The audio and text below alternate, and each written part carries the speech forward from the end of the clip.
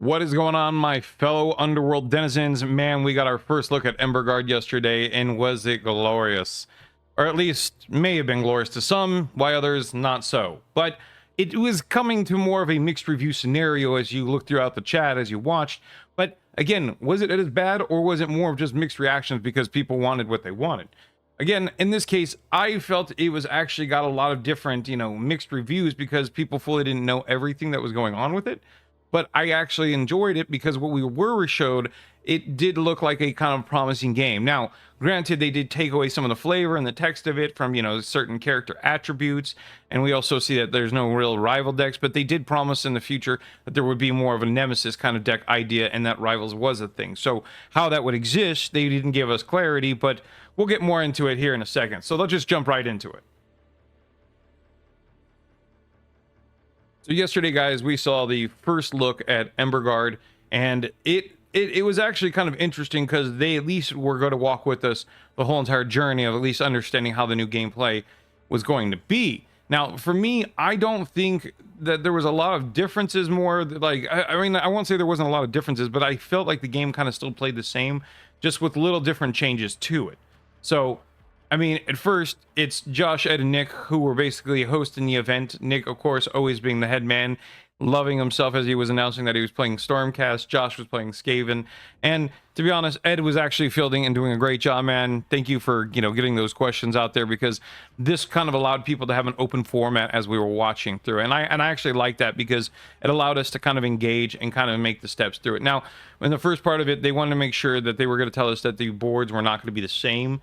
They wanted to make sure that we understood, like moving forward, that we're not going to have that kind of board strategy, what look like longer and shorter, and how they're going to be placed from, time, because they felt it created a lot of more issues with people, and it didn't really actually add more to the game, but more they made it a little bit more difficult. And it also made it difficult for other warbands, because if you could actually strain it and the other people didn't have as much movement, it made the center difficult. So, there was a lot of complications. Instead, they were streamlining it to the new format of it, where it was just going to be basically a square board setup. They said that there is actually smaller hexes than there was before, and that there was actually more hexes than there was before. So that means that we are going to see a little bit more movement and interaction. And as we saw throughout the game, where they were showing us that there was a lot of interaction going back and forth, but it felt like there was more strategy and exchange going back and forth between those things. Now, the first thing they did before rolling off, they wanted to make sure that we understood what Underdog was. If you guys don't know what that means, in this new format, Underdog is basically going to be that whoever does not lead in victory points, or the person who is at least lacking in those victory points, will be the underdog, which in certain key moments, cards will have actually listed that if they are the underdog, that they will actually be able to play a certain card, as you see here in the example. These are actually these power cards that, if you look at it, they actually have the little kind of wolf, it's the underdog, and trigger those abilities, and sometimes can also trigger additional abilities, and also different win conditions. So that's kind of a cool little trait that they had going. They also want to make sure that we understood with dice that moving forward, that crits were not going to be the same as they were before, that they weren't going to be like, oh, we get an extra damage, or we need a... They are actually going to be playing to certain traits or special abilities that could trigger in saves or attacks, depending on if you got the crit, how many crits, and if you have more crits than the other person. So I think that's an interesting mechanic, because allowing that to actually allow a little bit more flexibility in the play instead of just an additional damage makes it a little bit more sustainable, that characters are not just dying splat off the bat. Like, if they hit 2, they're going to hit 3, and it's going to make it more difficult, meaning small squishier teams just want to stay away, which makes them not as fun to play. But I think making it more balanced, to keeping it 1 to 2 and then some things giving boost, I think that's fine. Like, I don't think you need to splat a team within 2 seconds and not make the game as enjoyable as before. So, but they also showed how roll-offs now worked, that basically crit starting down, crit being the highest, swords, hammers, and then, as they like to call it now, because there's flank and surrounded would be the full circle. And that's kind of interesting, because I like how they changed that, because before you didn't know how to describe it. I just said, like, look, they're on one side, now look, they're on the other side, and it's like, it's the same thing, but now they've given it a set definition so you understand it. But this is basically, instead of rolling as before, where we had 4 to 5 dice, some people would roll 4, some people 5. I felt that was just, again, open-ended, however you wanted to do it. But it was basically this kind of, that it didn't read the same way, that it was like crits, half circles, full circles, and if you didn't roll any of that, just redo it again. Like, why? Just, it feels like this one dice, I think, great streamlining. Let's just move along because we got a day and we don't need to be spending more time than we have to in this. Now, after determining who it was, basically what it goes down to is that the first person that actually wins the roll-off can choose if they want to place first or not. But, of course, Nick decided to have, was it Josh place? Josh placed in the center because they said the new rule is that at least one of the starting hex tokens has to be in no man's land. So if you guys didn't know, no man's land in Underworld is that certain specific area in the middle that is not yours or mine territory, but it is both of ours, so it is null and void.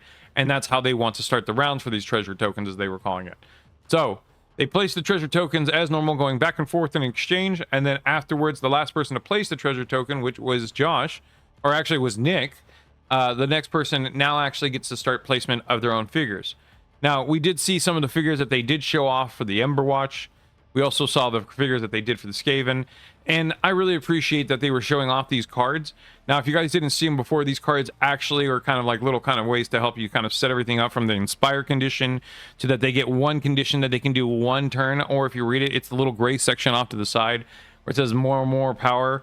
That is an ability that if you read it, says use this immediately at the start of your action step.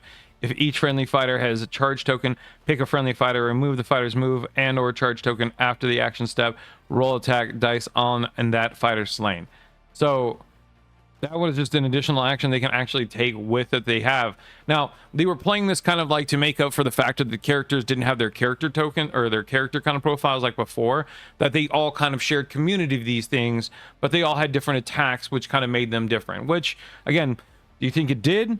I don't think it does in some sense because it is a profile, you know, it's not so much of like anything deep, but I do like that it is commutative, and I do think that it's kind of cool that, you know, certain characters do have traits like Boom, which goes to Tick Tick and only to Tick Tick, and you can actually find that on their character cards.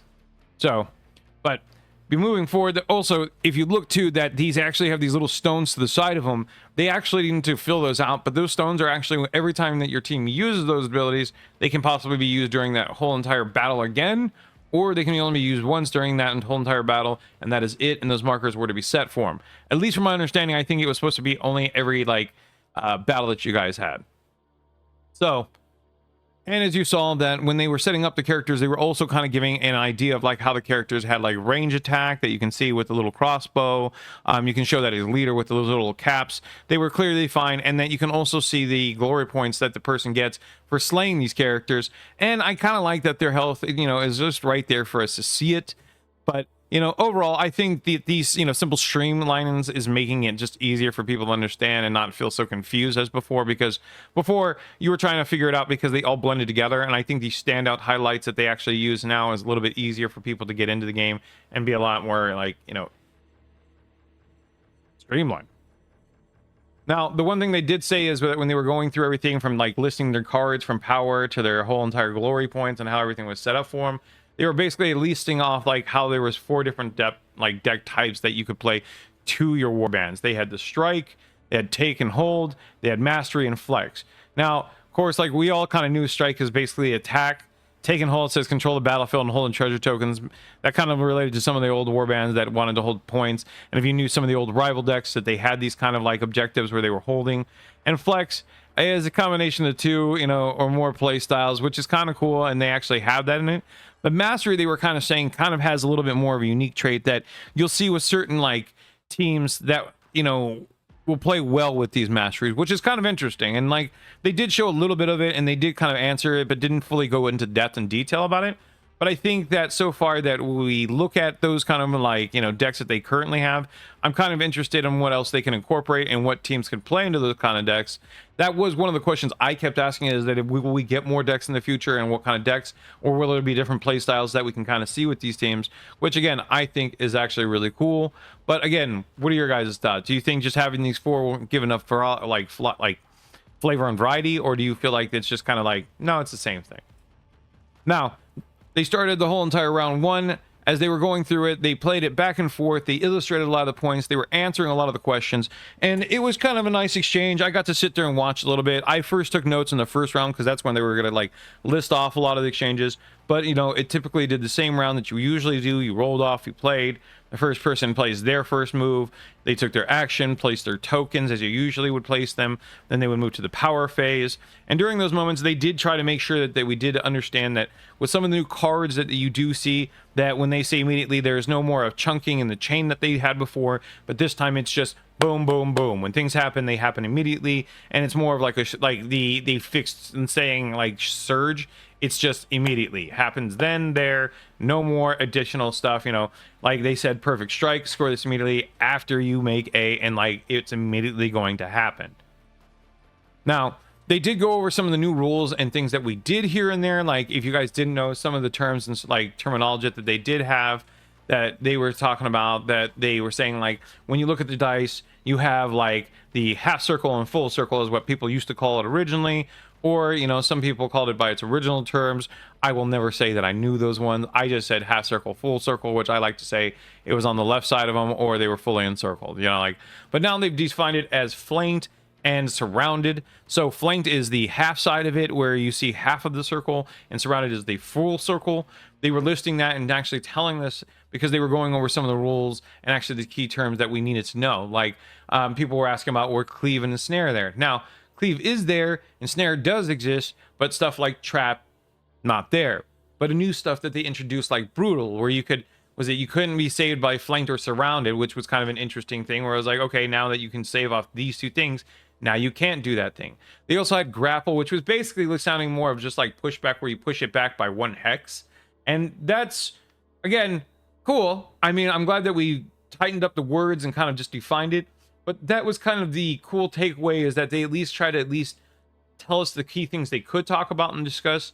They said they couldn't go over everything because they said in their key practice and turns that they weren't able to actually, you know, do everything and see everything. So again, we will see. But again, I don't know if GW will change last minute. Maybe they'll throw some extra words in. But I think that these guys had a good rough and like set base copy of what they were doing. And so they were kind of like, we kind of saw like the kind of finalized ideas of these rules. But again, that could be changed in the first errata and like, you know, first month, second, third, like who knows. Or it could just be changed immediately before launch date and it's just a simple ad. But again, if they have the books right now, I don't know how many they printed. You know, like if they're going to go on pre-order, I think they're pretty much close to the end. So I think that we're seeing the rules and everything that are in there, but we would have to get an official copy to figure that out. But after that, they kind of played the rules and everything through the same turn points. They went to counting the glory points at the end that were like at the end of the battle, or the turns themselves as they were going through it. And at the end of it, they just kind of finished up, answered questions. But overall, the takeaway, if I kind of look at the whole thing itself, like I think that overall it seems that we looked at the whole entire game, and there is some key changes that instead of having rivals decks, they were saying that there would be nemesis decks and rival decks, but not in the same sense that we knew before, which I'm interested to kind of look at.